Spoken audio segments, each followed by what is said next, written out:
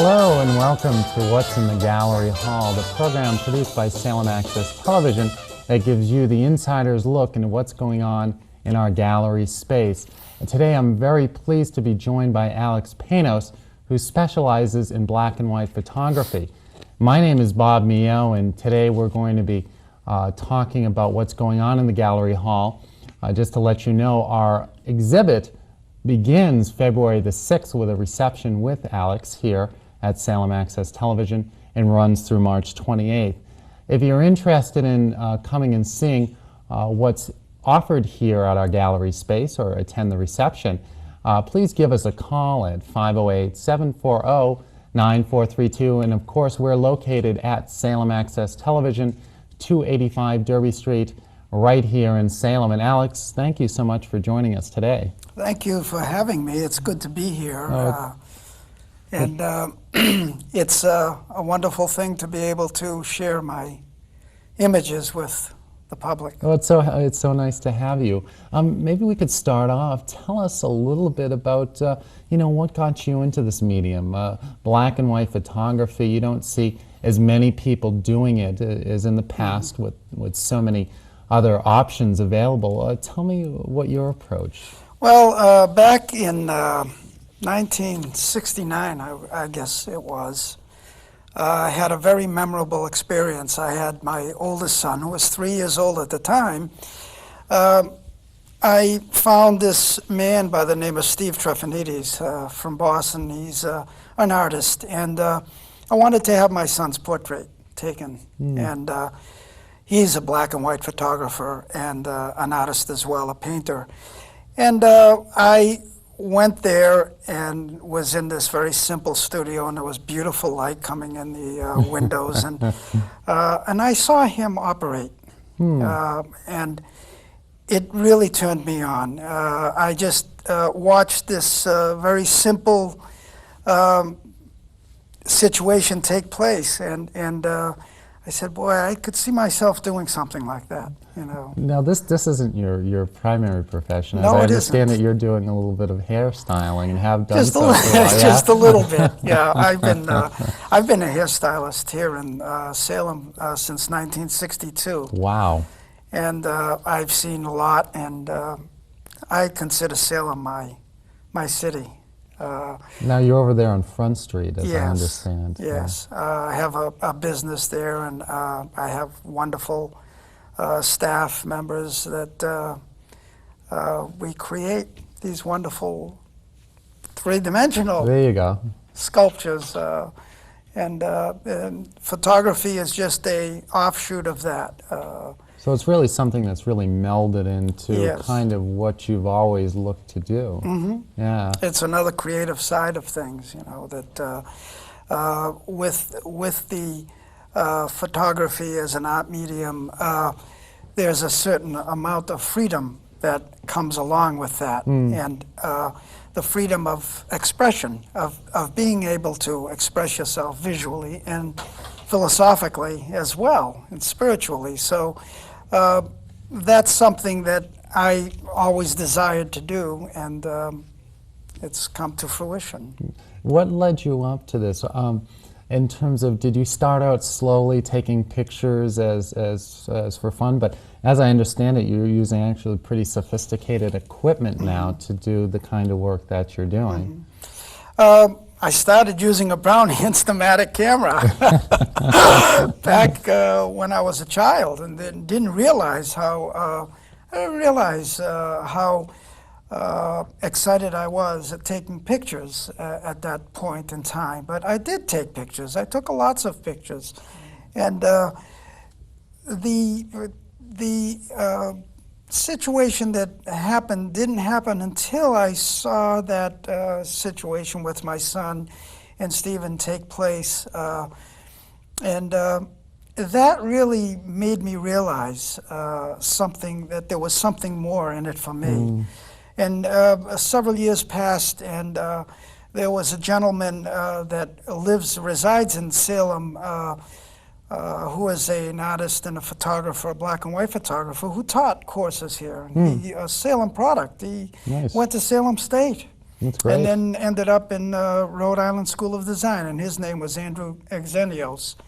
And he used to hold private little classes, So you'd intimate classes. And that's how I started, definitely started doing it and learning more and more and learning more about the philosophical approach to the... Tell us about that. You're unique in the folks that I've spoken with, because you really have a tendency to look beyond the image, and you really almost go into it, the images that I've seen, and a number of which excite me.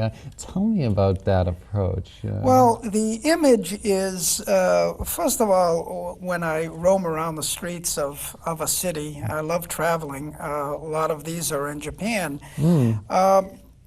I always look at the architecture, I look at the shadows, I look at streets, I look at sidewalks. I've become an observer, and photography has trained me to become that observer. Many of us walk by things that are so beautiful, and we don't even bother to notice them.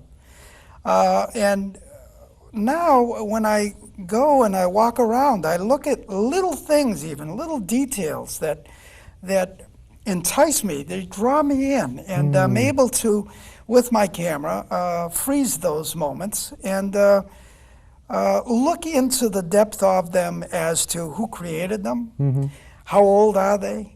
There's a certain mystique about these things. There's a certain mystique about the people that I photograph. You know, I always look at eyes. I always look at detail of carvings and how the light relates to those things. And it just opens up so much for me as far as imaginative theory and thinking. And my images, I think I share with people so that it can evoke something in them. It doesn't have to be what I'm thinking.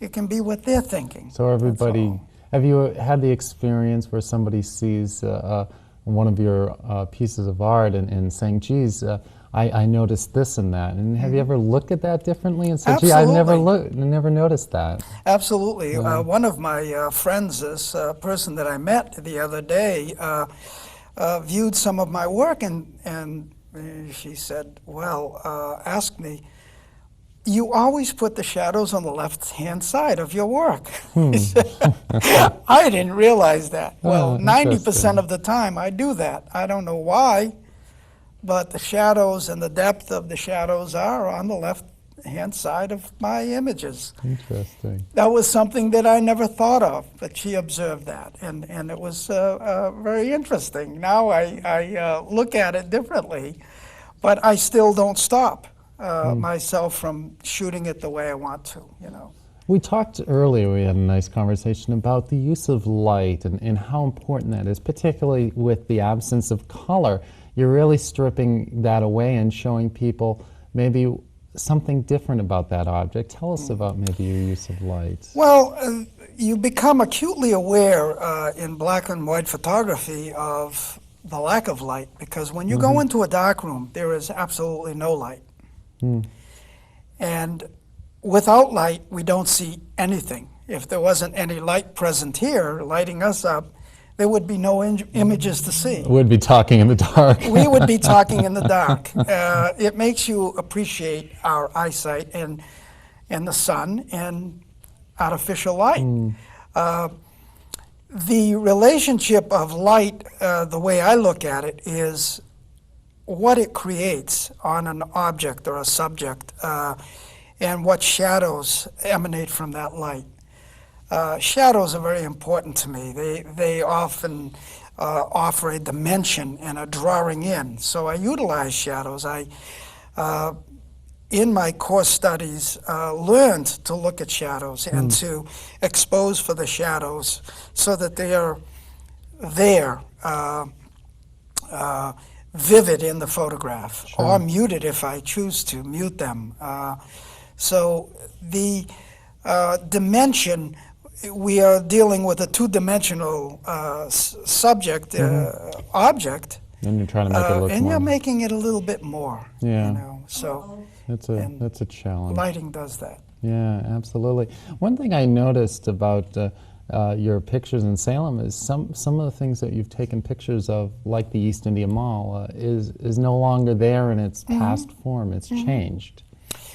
And I'm so fortunate that I was able to capture that. Not that the new East India Mall doesn't look good, and I'll probably go out and photograph that as well. There you go. But it's so nice to see that that I froze that moment in time, and I can distinctly remember I used to live across the street in an apartment from that mall, and I'd look out every morning, early in the morning. I'm an early riser, and that's when the light, particularly spring and summertime, is dramatic when it's there. And I used to look out, and I used to look out. And this one morning, I'll never forget it. It was early. It was around 5:30, 6 o'clock at sunrise. I saw what I wanted, and I went out and I photographed it. And I'm sharing this one image. I have other images of Salem, but I'm working on a show just of Salem images, and I'm not quite there yet. No, we'd love to have So, you back at another yeah. time to maybe take that on, possibly. But the East India Mall one seems to be very popular with people who are familiar with it. In my recent exhibit in Lynn at R&B Imports, that was one of the most popular images, and so I decided to share it here as Great. well. Excellent. Now, as I understand it, some of the other images, many of which are from Japan. You had an opportunity to go out there to see your son, as Yes. we talked earlier. Tell us a little bit about that. Well, my son got a opportunity to be a part of the JET program, which is a Japanese exchange teaching program in Japan, and he got assigned to a very small little city, Karatsu City. In fact, there are some students coming to Salem from Karatsu City in March. And I had the opportunity to visit with him. He had been there a year. He spent 2 years there. And when you go to a foreign country, it's always nice to have someone that knows their way around somewhat. It helps. Particularly, it helps. Yeah. And I had that bird's eye view of Japan. And I feel very fortunate that I met some wonderful people there. And we had the opportunity to spend some time together roaming around the streets of Kyoto and Nara, and then going back to Karatsu City, and just photographed and lived, just had a wonderful relationship with my son. And it was so nice to see all of those things come to place, So you seize upon opportunities like that. Definitely. I think that those opportunities are few and far between, so it was a very special time for me, and I did get quite a few wonderful images to come out of that as well. Now, do you tend to concentrate more on the architectural or the people element of picture taking? In this particular exhibit, what I've seen of it, you seem to have more of a tendency towards the architectural, and tell us a little bit about that. I know a lot of contemporary architects today, and I think architecture, there might be people that will disagree with me, but that's okay. I think that's the highest essence of art that I can imagine.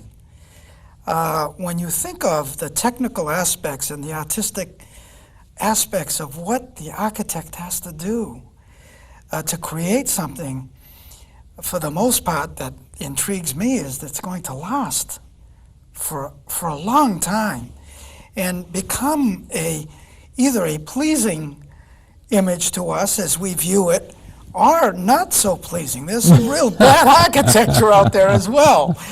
So I'm drawn to architecture right now. I'm really drawn to old architecture and to preserving those details, and to not to say, well, let's preserve this and let's copy this. I feel that we have to evolve architecturally and artistically as well.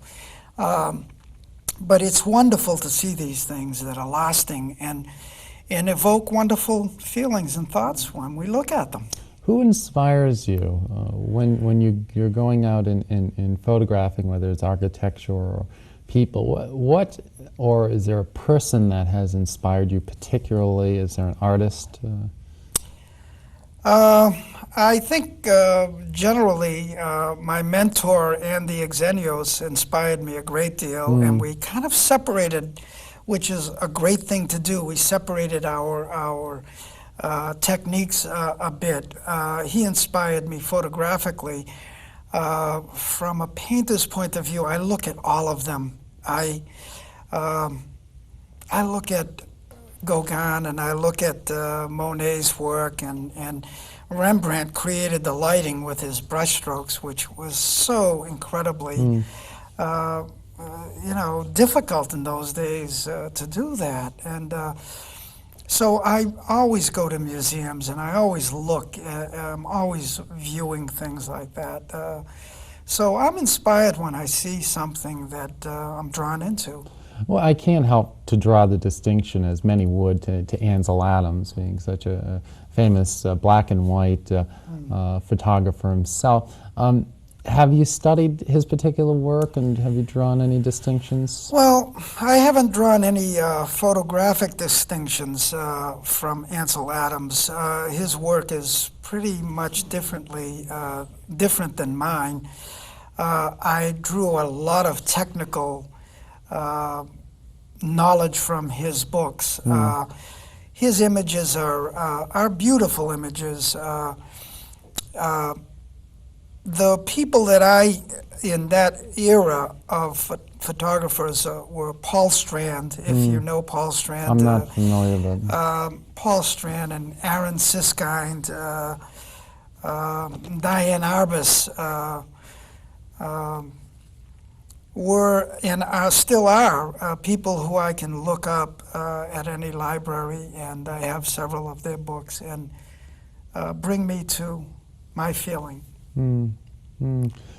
I was very interested in when you talked about your mentor and making that break with that person and going off into your own direction artistically. That must have been very exciting obviously for you, but also for him, because I would think that's your greatest thing that you'd want to see your student accomplish, is to take what you can from someone who has such a gift, but also start to exploring your own beat in your own direction. Maybe you could tell us about that. Well, it was interesting how it happened. It happened with a great deal of volatility. When you have artists, you have people that have high emotions and feelings. And we chose to separate ourselves for 10 years. And recently got back together and go out photographing together now. It's like very interesting. And I think that we always had that draw to each other and respect, a great deal of respect for each other. And now it's different. We can view each other's work. Andrew's work is on a higher plane than mine, even. I'll say that very honestly. Sure. And his knowledge probably will fill a thimble of mine. Okay? And I'm being humble at that, but I have to say that because he lives and works by his art. He supports himself with his art, and there's a lot to be said for that. That's incredible. Do you see yourself ever getting to that level? And it's not to say that monetarily is determinant in how an artist should be viewed, but do you ever get to the point where you say, gee, this is all I want to do? I don't know whether that will ever happen with me because of the fact that my artistic freedom is very important to me. And pain and suffering comes with artistic freedom. And I feel as though in the context of the way I work, I will always do the work the way I want to do it. And if people accept that, that is wonderful. It's not, I hope there's not arrogance in that tone, but for an artist to produce, they have to do it through their soul. Sure. And sometimes people don't relate to that, and that's fine. But to have to go out and photograph something because it is going to be in a commercial or that type of venture is not what I ever envisioned me of doing. So I would, in the future, like to have more exhibits and produce more work and have the freedom to travel more, which I probably will do. Now, you just traveled back from California and Arizona, I guess, recently. Maybe you could tell us about that trip. Well, I have another son. My oldest son is in the movie industry and living in California, and I visited him and was able to shadow him to see another whole aspect of art, motion picture art. Interesting. And it was very interesting to see productions take place there. But in my free time, I just walked the streets of L.A. and You're a brave man. and I took some photographs of the urban landscape, which I will share someday with the public. And then after I left my son, I went to Arizona, which is a total opposite contrast, and was in the desert and the foothills and the mountains of Mesa and Carefree and the boulders, and also saw Frank Lloyd Wright's mark of architecture that was pretty phenomenal. And I'm not familiar with, I'm familiar with Falling Water, but... well, he lived there, and he built his home when there were no other homes there, and he built it into the mountain. And you can't see it until you really look for it. And it's just magnificent the way that was done with a great deal of soul. And consequently, others seized on that idea, and it became a little more populated. That's when he moved out. Time to leave now. The solitude is kind of gone. I mean, for someone to come and look at it, it still has a great deal of solitude and spiritual value there. So. Looking at your photographs, I noticed that you seem to be attracted to a lot of the relief carvings, some of which Victorian, although around in New England you get everything from Georgian to earlier than that, Federal, obviously, with Chestnut Street. Tell us, is there a particular time period that really attracts you, zeroing in on that, or do you just go with what really grabs you in the moment? I just go with what grabs me in the moment. I actually tend to take the image and then do the research afterwards, and really try to find out about how old it is and what was there.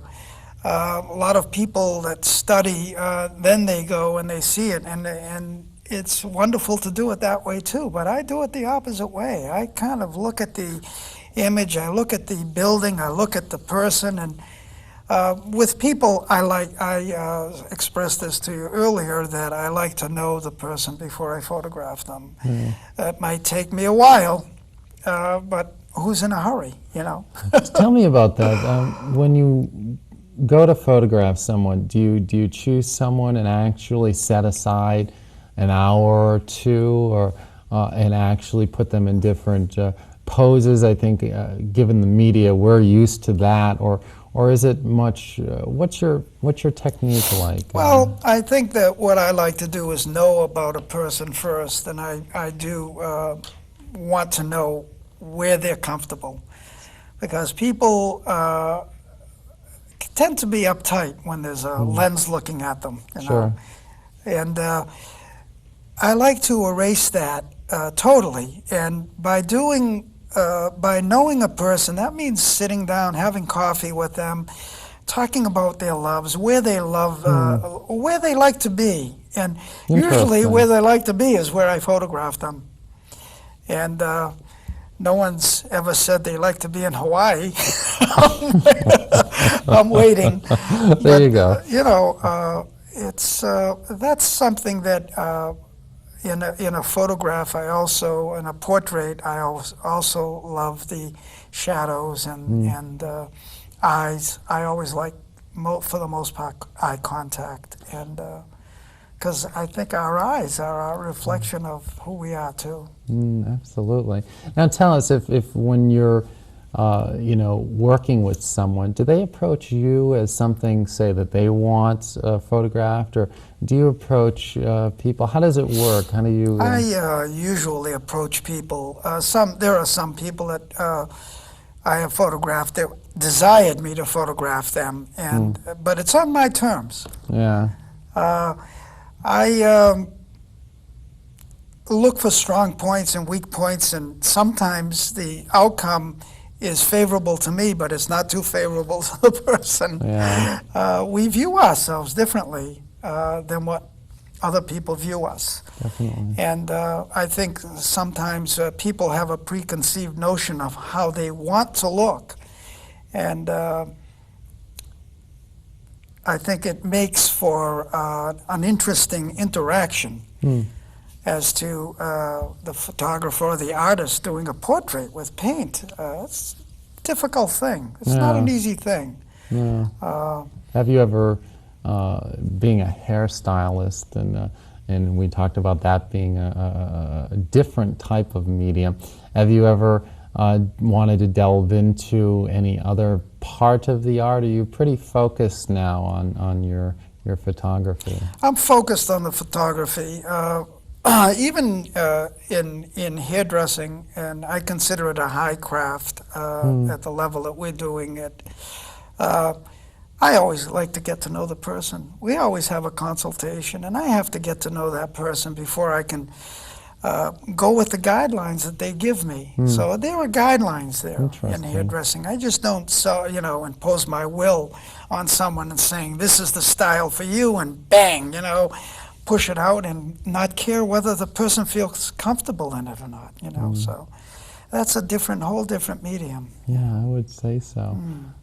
What's your next step? Where do you want to go after this? Well, my next step, I'm working on Salem constantly, and Cape Ann. I've been doing a lot of Cape Ann photographs as well, abstracts. The Southwest intrigues me a great deal, and it was a learning experience, the Southwest. I probably will be back there doing a little bit more work. Not on the vein of Ansel Adams. It will be my work. It will be different. It will be detailed. It will be maybe the leaf of a cactus plant or something, but I'll capture it my way. And so there are always openings. Wonderful. Always openings. Absolutely. Well, it's been really wonderful talking to you today. I very much appreciate you coming on the program this morning. Well, thank you very much for having me, and I look forward to everybody coming and seeing the whole show. I think it will be an interesting interaction. I'd love to meet the people that come. Absolutely. We're looking forward to that artist opening in a very short period of time. And just to remind you that the opening here at Salem Access Television, we kick it off February the 6th, and the show will run through March 28th. And again, the exhibit is entitled Black and White Photographs by Alex Panos. My name is Bob Mio. Appreciate you for watching today. If you want, again, more information about the gallery here at Salem Access Television, give us a call at 508-740-9432. And again, the gallery is located at 285 Derby Street right here in Salem. Thank you for watching once again, and we'll talk to you soon. Thanks. So that's,